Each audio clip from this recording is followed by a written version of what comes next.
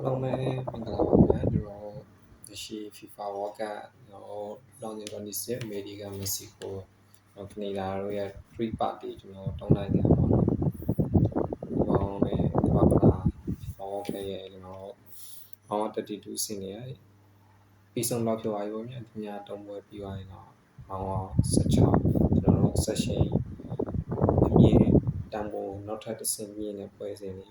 နောက်ထပ်ထောက်ခေါ်တော့မယ်အတင်းရှစ်တင်ကိုကျွန်တော်ထပ်ပြီးတော့မြင်တွေ့ရတော့မယ်ပထမဆုံး round 16ရဲ့ကျွန်တော် round 16ရဲ့ကျွန်တော်ပထမပွဲကျွန်တော်ဂျွန်လာ9ရက်နေ့မှာစံတော့မယ်ပြင်တင်နဲ့ပါတော့ကိုကျွန်တော်တို့တစ်ခါတခြားနေနော်ကနေဒါနဲ့မော်ရိုကိုလမ်းကြောင်းတစ်ခုပေါ့နော်တို့တော့နိုင်တဲ့အတင်တွေ့မယ်ရှုံးတဲ့တင်ရတော့လှည့်ပြန်ရမယ်အောင်ဆုံးကျွန်တော်တို့ဒီကမ္ဘာဖလားမှာ on fire အဖြစ်ဆုံးတင်ဖြစ်တဲ့ France ကတော့ကျွန်တော်တို့တို့ရဲ့ကွင်းနဲ့ခန်းစစ်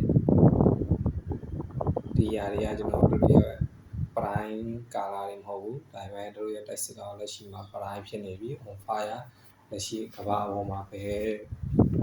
အတင်းထပ်ဆိုကျွန်တော်တို့ခေါင်းတစ်လုံးတို့မခေါင်းနှလုံးပုံမြင်နေတိုက်စစ်စုပွဲမှုအားရှိတယ်တိုက်စစ်ကစားသမား9ရောက်လောက်ဝင်နေထည့်ပြီးတော့ကစားလို့ရတယ်ကျွန်တော်အားရချက်ကြီးပဲတုံးလာကျွန်တော်တို့ညဖုန်းနံပါတ်ရှိနေတယ်ပေါ့နော်အားရချက်ကြီးပဲတုံးလာကော်နာဘရက်ဒလီပဲတုံးလာကျွန်တော်တို့ဝင်းနေမှာဆိုလဲဇိုင်းနာအမေရီတို့ရှိမယ်ကျွန်တော်တို့ဂမ်မာတော့စပွဲမှာအကောင်းဆုံးပေါ့နော်ပြည်တင်ရတော့တို့ရဲ့ကျွန်တော်တို့ national human resource ကအရင်ပြင်းတော့ကျွန်တော်တို့ဂမ်မာအင်အားကကျွန်တော်အီတလီတို့ဂျာမနီတို့လိုပြက်လက်သွားတယ်မရှိဘူးပေါ့နော်တောက်လျှောက်ဂမ်မာအင်အားအမြင်နဲ့အမြင့်ဆုံးမှရှိနေတယ်လက်ရှိကလည်းကျွန်တော်တို့လက်ရှိ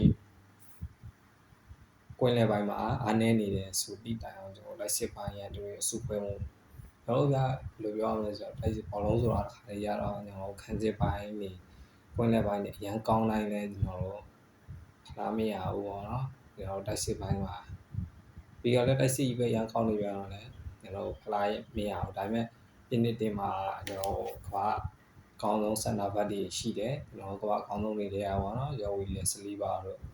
ကျွန်တော်တို့ဘိုင်ယန်မြူနစ်တင်တဲ့အကောင်းဆုံးဖောင်ပြနိုင်ခဲ့တယ်ဥပမာကာနိုလို့ရှိတယ်အထူးသဖြင့်ပြင်းတင်ရဲ့ကစားသမားတော်များများကလတင်လက်ရှိနောက်ဆုံး last step ကလတင်ဖောင်တွေမှာအရန်ကောင်းခဲ့ကြတဲ့ကစားသမားတွေပါကျွန်တော်တို့မီချယ်အိုလီစီပဲကြည့်မလားကျွန်တော်တို့ဒီစေရတူရီပဲကြည့်မလားကျွန်တော်ကော်နာဘရက်ပဲကြည့်မလားဘရက်လီပါကို sorry ပါနော်ဘရက်လီပါကိုလာပဲကြည့်မလားကျွန်တော်တိုက်စစ်ပိုင်းအော့စမန်နီဒမီလေးပဲကြည့်မလားဂီလီယန်အမ်ဘပေပဲကြည့်မလားကျွန်တော်ရိုင်ယန်ချီကီပဲကြည့်အောင်မလားပေါ့နော်တော်တော်လေးကိုကလတင် level ဒီမှာအကောင်းဆုံး performance အမြင့်ဆုံးပြသနိုင်ခဲ့တဲ့ဇာတ်သမားတွေပေါ့နော်ပါရာဂွေးဘက်ကနေကြည့်မယ်ဆိုပါရာဂွေးအနေနဲ့ကျွန်တော်တို့အုပ်စုတွင်မှာလည်းအရင်ထင်ကြီးတာမရှိဘူးနောက် round 32မှာလည်းကျွန်တော်တို့နယ်ဒါလန်ပေါ့နော်တော်တော်လေးကစားနိုင်ခဲ့တယ်ဆိုပေမဲ့လည်းကျွန်တော်နယ်ဒါလန်အနေနဲ့ရတယ်လူနေနဲ့တိုင်ပတ်နေတဲ့အတင်းဆိုတော့ကျွန်တော်တို့ပါရာဂွေးကိုအရင်နဲ့ထင်ကြီးလို့မရအောင်ဒါပေမဲ့အရင်နဲ့ shot တွက်လို့မရအောင်ပါရာဂွေးအနေနဲ့ defense line ကိုကျွန်တော်တို့ mid block low block တွေပိတ်ဆို့ပြီးတော့ကျွန်တော်တို့တားဆီးထားနိုင်တယ်ဒါပေမဲ့နယ်ဒါလန်အနေနဲ့ပွဲတော်ကနယ်ဒါလန်အနေနဲ့ pitch chance တွေကိုကျွန်တော်တို့တော့ချနိုင်ခဲ့တာပါတယ်ဒါပေမဲ့ပြင်တင်မှာတော့အခုလို pitch chance တွေဆိုရင်တော့ကျွန်တော်တည်ကြတဲ့ကစားသမားစုဖွဲ့တွေရှိနေတယ်ကိုဖြစ်ပြောင်းလဲပေးနိုင်တဲ့ green ချိတ်ကြားတွေအများများတယ်ပါရာဂွေးအနေနဲ့လုံးဝတောက်ခံနိုင်မှာမဟုတ်ဘူးမိနစ်90အထိတော့လုံးဝတောက်ခံနိုင်မှာမဟုတ်ဘူးအချိန်မူထိတော့ဖို့တော့လုံးဝမဖြစ်နိုင်တဲ့ပွဲပေါ့နော်ကျွန်တော်ပြပြတတ်တာပြောရမယ်ဆိုရင်ကျွန်တော်ပြင်တင်နေနဲ့ဒီပွဲဒီမှာကျွန်တော်ကိုမြောက်များတွေးယူလိမ့်မယ်ကိုမိုးချိုးပြစ်လိမ့်မယ်ပေါ့နော်ဒါတော့ပြင်တင်နဲ့ပါရာဂွေးတို့နဲ့ပွဲစဉ်ကိုတုံ့တက်ပေးစေခဲ့တာဖြစ်ပါတယ်အားလုံးကျေးဇူးတင်ပါတယ်